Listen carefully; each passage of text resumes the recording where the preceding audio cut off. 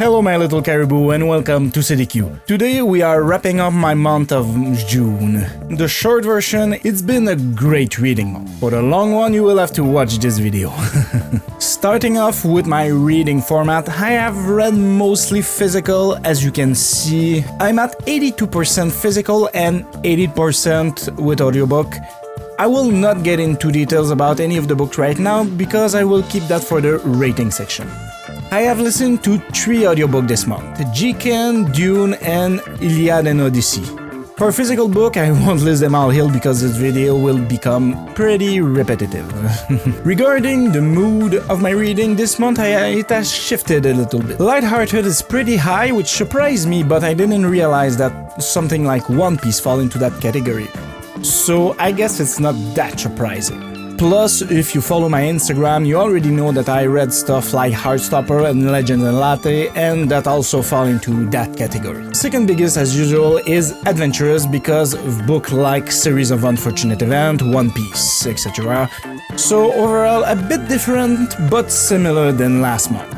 Dark is way lower than it was during my first third of year because I was reading Tokyo Ghoul at the time. It's still there because I'm reading Series of Unfortunate Events that fall into that category as well. Moving on to pace, again mostly medium pace book. Some seem slower to me because of the context in which I read them in, such as book that I only read in the car going to work or manga that I only read at work. All of this can affect the perceived pace of a book. Plus, it is used or added on a story graph, so all this can make it feel different than what's written.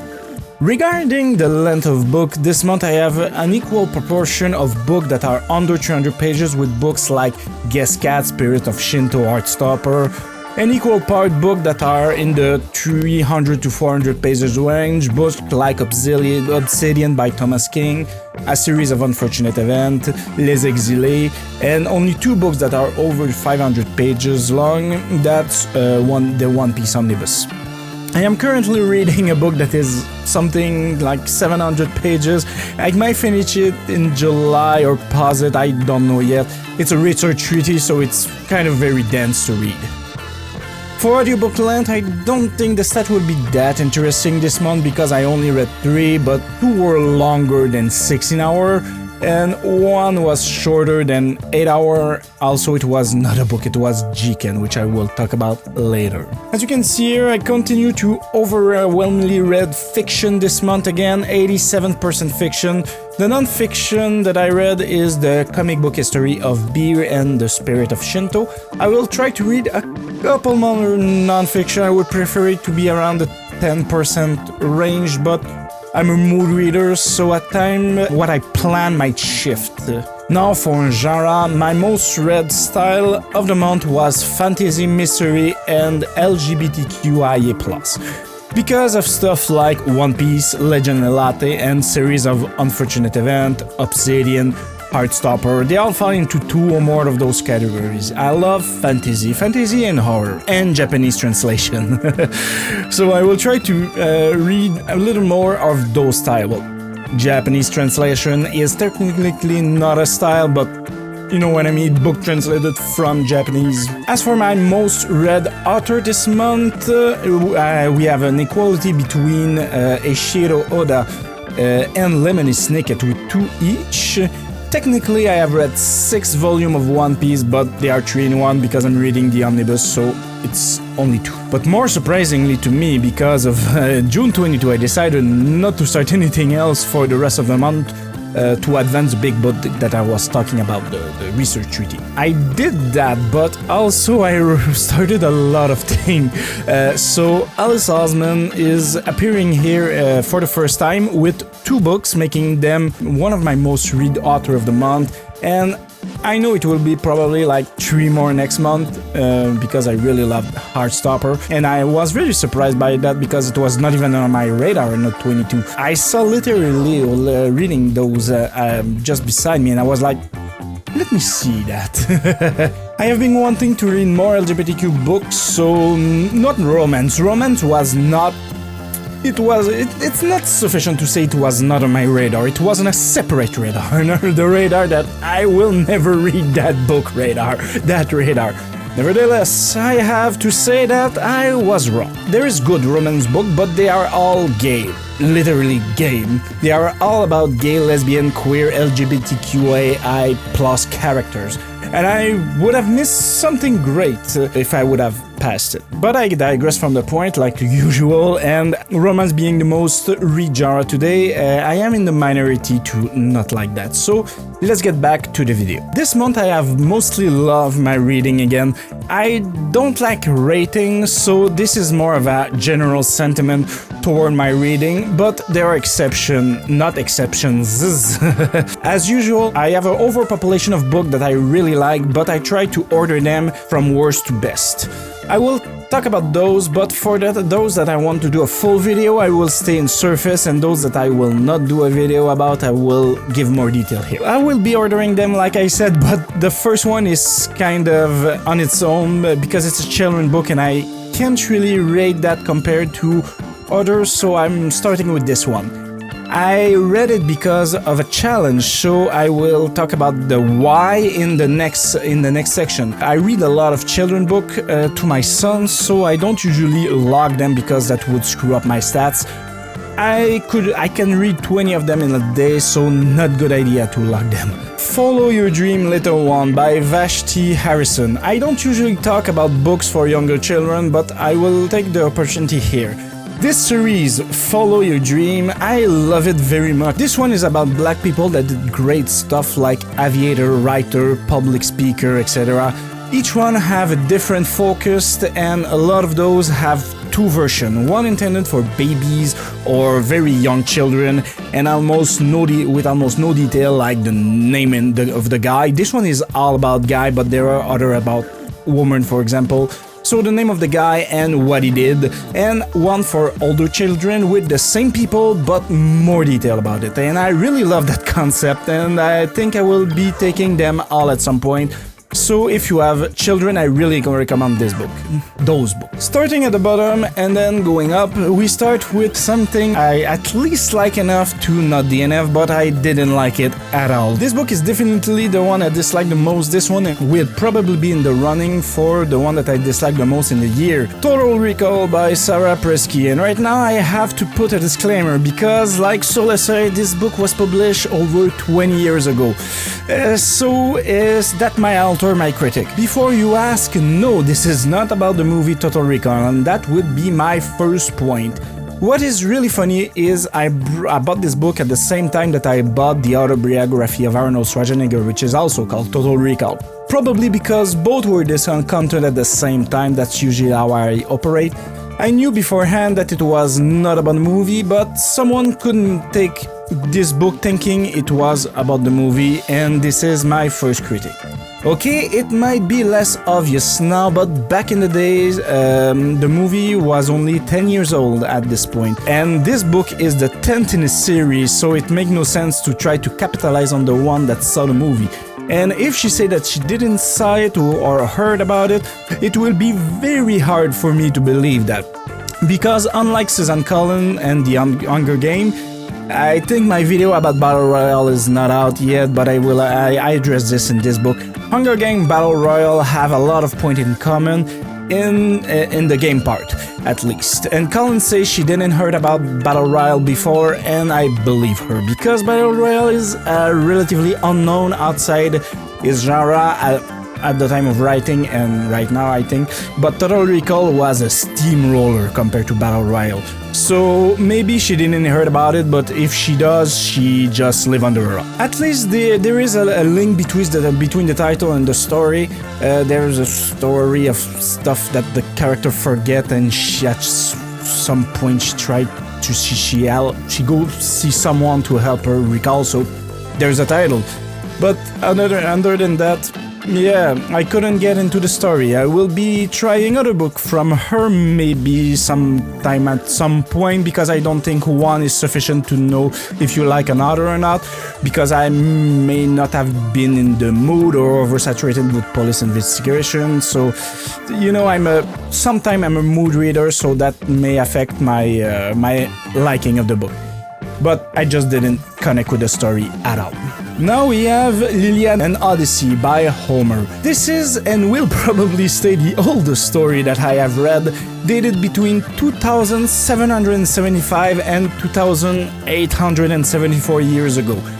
The hardest thing here is that it is a text translated from a dead language, so I keep asking myself, what did Homer really mean? But we will probably never know because we only know it through translation, and as I understand it, it is supposed to be sang while accompanying yourself with an instrument, so pretty hard to reproduce, and we only have archaeological evidence of that.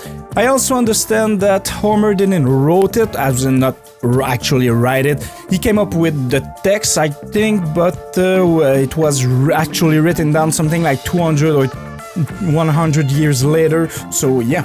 Iliad is a story of the war between Greece and the city of Troy, which is well known. Agamemnon, Odysseus, Achilles, Hector. Long story short, because I cannot really spoil a story that's almost 3,000 years old at this point. Achilles kills Hector, Achilles then dies, Agamemnon returns home and is assassinated by his wife and her lover, and Odysseus. Well, let's switch story for that, because the audiobook I took was having the two stories in one. Odyssey is the story of Odysseus that tried to come home after the Troy War, and it took him like 20 years to come back. At the beginning, I thought I had the wrong book, because for the longest time, Odysseus is not even in it. During the first chapter, book. Yes, chapters are referred as book. So in the first book, there is a summary of every adventure Odysseus will face, and then we follow his son for like half the story. I honestly thought that for the longest time that people who says that they read it just say that they read it, but I didn't actually read it. But we go back to him eventually, and we see all the adventure that we saw in the intro. I kinda like it because I like Greek mythology and history in general, although there was a few weird things, like every single time we were speaking about arrows and sword, the character talk about gentle shaft, and I don't know if it's intentional or just a translation thing, or maybe it meant something else 3,000 years ago. Hard to say, but it was weird. Funny and weird, because sometimes I'm 5. Next we have a big surprise here, a type of book that I thought I would never read, like I said previously. A type of book which just the mention of it made my eye roll, a romance, YA, graphical novel, LGBTQIA+ book. The rolling eye part was for the romance, not the rest. The rest is what actually intrigued me enough to read it, in fact. I mean, romance, nope. Romance, graphic novel, LGBTQIA+, you have piqued my interest, Osman. To be completely transparent, if it was a regular book and not a graphic novel, I would have passed it and I would have been wrong. But I stopped stalling now. The book here is Heartstopper, Volume 1 from Alice Osman. I don't want to talk about this in this video because I think I have enough to say to do a full video about it or the series in general. So I'll just say that it was surprisingly interesting, and you will have to wait for the full review to hear more. Moving on to the next, we have Dune, written by Frank Herbert. First of all, I had the audiobook, and there were a lot of different narrators for different characters.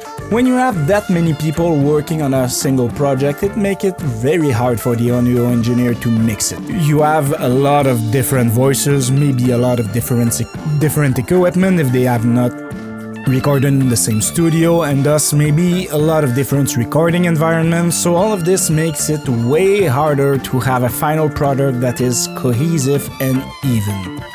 And for the most part, it was very good quality.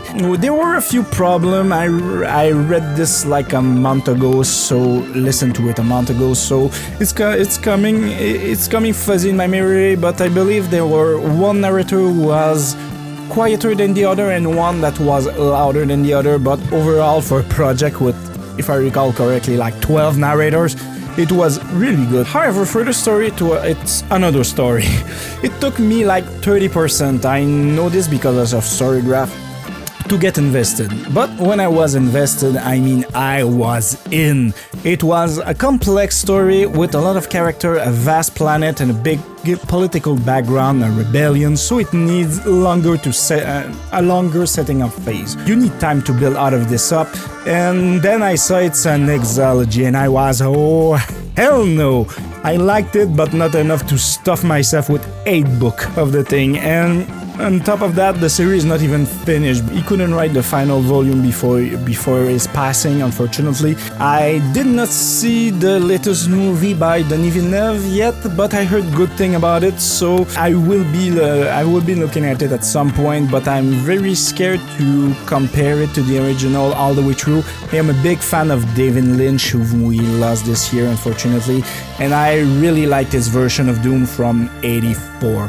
But I will watch the new one, I just don't know when because I really don't have a lot of time. Next, I read Les Exilés, written by Héloïse Côté. It was probably the best fantasy book I read this month and this year actually. I plan to make a full video about this book because I really liked it, so I won't talk about it here. To give you an idea, this is a high fantasy but with no magic, one shot, only in French.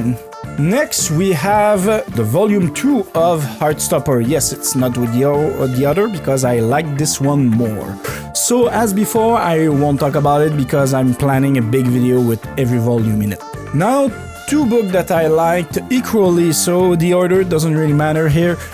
First one, we have the comic book History of Beer, written by Mike Smith, Tom Orzechowski, Jonathan Hennessy, and Aaron McConnell. Sorry if I mispronounce any of that. And the second one is One Piece Volume 7, 8, 9, so the omnibus number 3 by Eiichiro Oda, published by Viz. I believe I have not published the video about the first one yet. I was in a crunch at work and I will be trying to put this video up before I put this one, but I won't talk about any of those here because I want to do dedicated video. But it's pretty self-explanatory. Comic book History of Beer is exactly what it said. Comic book history of beer. After that, we have One Piece Omnibus 4, so volume 10, 11, 12, written again by Eiichiro Oda, published by Viz. This one is, according to me and other people, one of the, if not the most important volume of the beginning of the series, for a reason I will get into in a dedicated video. So you will have to wait for that too. That pile is starting to be very high. Now we have The Guest Cat, written by Takashi Hiraide, published by New Direction Publishing and translated by Eric Selland. This book is a Japanese book. I've read the English translation, of course, and it's really surprising. The author is a poet, a style which I usually don't go for, but in that case, I'm really glad I did. Well, first of all, this is not a poem, it's just written by a poet. And first of all, my Instagram post left me with a better impression because it was featuring my cat, and so of course it is my most viewed post, even surprising my reel, which usually get more views. So my cat gets more views than me, but in the meantime he's cuter, so I guess that's explained it. So let me read you a bit of the blurb for this book. A bestseller in France, a winner of Japanese Kiyama Shoen Literary Award, The Guest Cat by the acclaimed poet Takashi Hiraide is a subtle, moving, exceptionally beautiful novel about the transient nature of life but deeply felt way of living. A couple in their 30s live in a small rented cottage in a quiet part of Tokyo. They work at home, freelance copy editing. They no longer have very much to say to each other, but a cat invites himself into their small kitchen. It leaves, but then the next day come back. And then again and again, soon they are buying treat for the cat and enjoying talks about the animal and all its little ways. Life suddenly seemed to have more promise for the husband and wife. The day have more light and color. This novel brims with new small joy and many moments of staggering poetic beauty. But then something happens. This one was a big surprise for me because I picked it as sort of a palette cleanser between bigger books, and I was just coming off Total Recall, which I really disliked. I went there not expecting anything and ended up being deeply moved. This is the type of book that makes you slow your reading to savor it. As you can see in the blurb, there is nothing much in the term of action. It's just a cat that comes in and out, and it's literally it. But it's extremely, and I don't use the E word lightly, extremely well written, cozy, and really relaxing to read. It's super quick. I read it in like one sitting. I can't recommend it enough. There's books like that which are a big surprise, also like Heartstopper. This one too I picked up not expecting anything and ended up reading the whole thing. The only other book that cozy that I read other than Legend and Latte is probably Sweet Bean Paste last year. I really want to make a video about this book as well. I just don't have the time to pick in my backlog, so I will just take an opportunity to talk about that here. Read it! I don't want to say anything more about Sweet Bean Paste because I don't want to spoil it. It's really short, well written, and deeply moving as well. It made me cry, and I don't cry easily, or at least that's my version of the story. And now the main event. We have 6 books in this section. Those are the books that I like the most this month. For starter, we have two series of Unfortunate Event by Lemony Snicket. I'm reaching around my second pile. There is not this one published by HarperCollins, a series of Unfortunate Event, book 11, The Grim Grotto, and the book 12, The Penultimate Peril, and I will not talk about those here because like the other book, I want to do a dedicated review about them. So next, Jiken, which is not a book but an audio series. It's also a book, but you will see. This is an audio series, Audible exclusive, and the sole reason that I went to get an Audible subscription in the first place. This is only in French, written and performed by Louis San. He did that first and then write a book about it. I read the book and listened to the audio series about 5 times at this point, and I cannot get enough of it. Louis San is a YouTuber. He is Franco-Japanese and do video about Japan mostly. He knows really how to write and tell a story. This, however, is not for everyone. It is true crime, so those are real crime committed in Japan or by Japanese, and it's really diverse.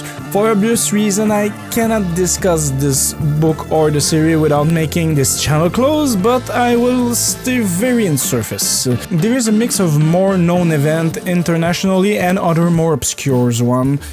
If you like that kind of things and understand French, go for it. It's one of the best thing out there. And I will have to reactivate my Audible subscription because Louis San just announced a season 2 and I couldn't be more excited about it, which is weird considering the subject, but it's going to be great. I don't know if he will write a book about this season 2, he didn't say, but that would be great. That's supposed to come out in September, in that ballpark, I think. Alright, we are almost through, only 2 books left. Now we have Legends and Latte, and I will absolutely not talk about this book here because it's the runner-up for best book I have read this month, and I have a full video plan about it with a script and everything. So before announcing the last book on this list, I will talk about a book that is not really in the running because it's about religion. So it's like the first one, it's on its own, not in order. A book that I have pre-ordered the second the pre-order opened, The Spirit of Shinto, Finding Nature and Harmony on Japanese Secret Path, written by Hector Gracia, published at Turtle Publishing. Turtle is really not good for my budget. I should really not be on their Instagram. I see they have a new story and I know what's going to happen. I know, but I click anyway. And it's something I want. I'm currently converting to Shinto. Well, you can't really convert to it because it's technically not a religion. It's a belief system and something that influences your way of life. If you ask a Japanese person if it's religious, chances are he'd say no, but in the same time he's doing everything according to the Shintoism tradition. If you are interested about Shinto, this is a short accessible introduction to it. It includes the history, mythology, symbols, shrines, rituals, so overall a great read for anyone interested in learning more about Shintoism, even if it's not a spiritual journey like me. This is way more palatable than the other book that I was talking you about. I started it like in February. Shinto A History by Helen Hardcare, published at Oxford University Press. This one is the full-blown 700-page research paper that I was talking about on Shinto. And it's written very small. The size of the character is like Through the Moon Gate or How I Made 100 Movies in Hollywood and Never Lost a Dime. Each page are very dense to read, so in that regard it's way harder for me to recommend it.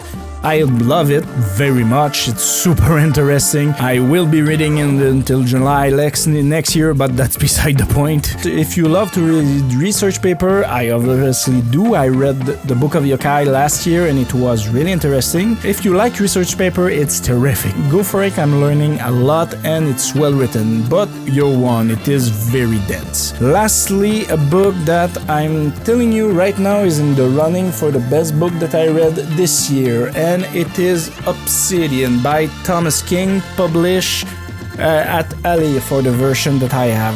I have a French version here because but he writes in English, and I will be doing a video dedicated to this one also, so I won't say a lot. I decided to try King before I realized that June is the Indigenous People History Month in Canada, so when I realized that, I decided to read it right now. I am always looking to expand my reading, and events like this are great because it pushes you to go see what's out there, outside your comfort zone. But it must not be the only moment you do. Use it as a pretext, yes, but then stay there. Push your own limit and don't read books written by Indigenous writers only in the month of June. Don't read books by Black writer only in February. Do read those during those months, yes, but try to read some at other time of the year too. The month of June was another great month of reading for me. As you can see by what we have been discussing for the past 100 years, I know I'm talking a lot.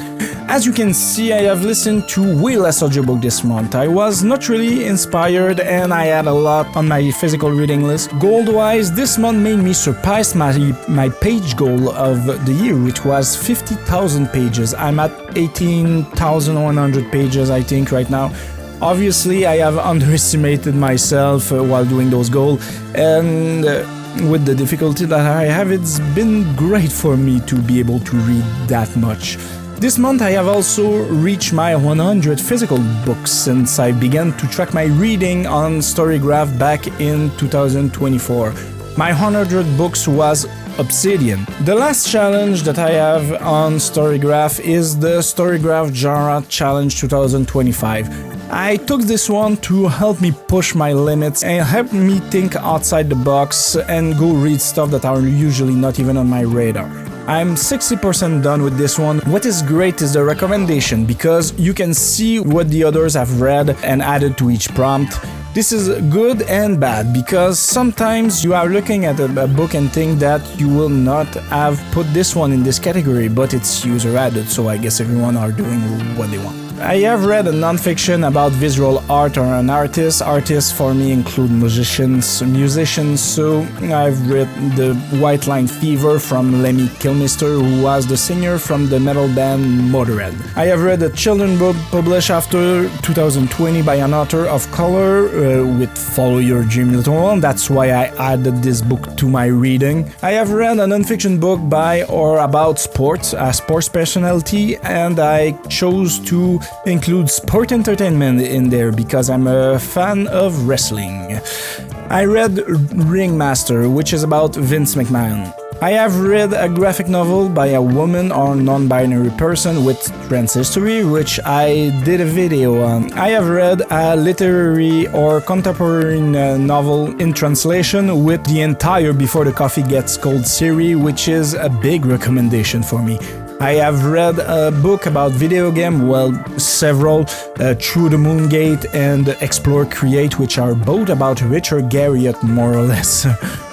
I still have to read a queer horror books, a poetry collection centered around nature, an essay collection by a disabled author, an historical fiction set outside the UK, US or Canada. For most of them I have found books, or more accurately literary Leo found some for me. If you have suggestions, go ahead. I don't have to read only one per prompt. So as you can see, it's a great challenge if you are looking to expand your literary horizon, and this is one of the big reasons I recommend Storygraph for everyone around me. Bringing it back to June, it's been a great month. I have read 17 books, up my ratio of physical books, or decrease my audiobook consumption with 39 hours, depending on which way you decide to look at that.